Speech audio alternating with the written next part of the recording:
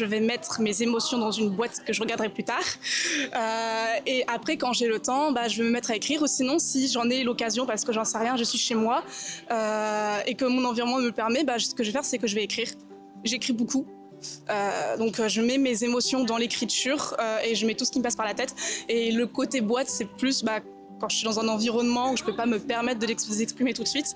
Et après, ça dépend des personnes que j'ai en face. Par exemple, quand je suis avec des personnes que je connais bien, qui font partie de mon cercle, je peux les exprimer.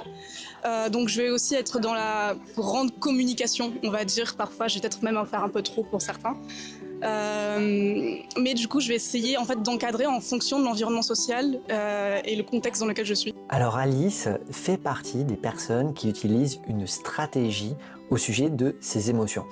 Ce qui est vraiment frappant chez Alice, c'est la qualité de sa stratégie. Effectivement, déjà, elle a la capacité, apparemment bien maîtrisée, de contrôler son émotion, la mettre carrément dans une boîte.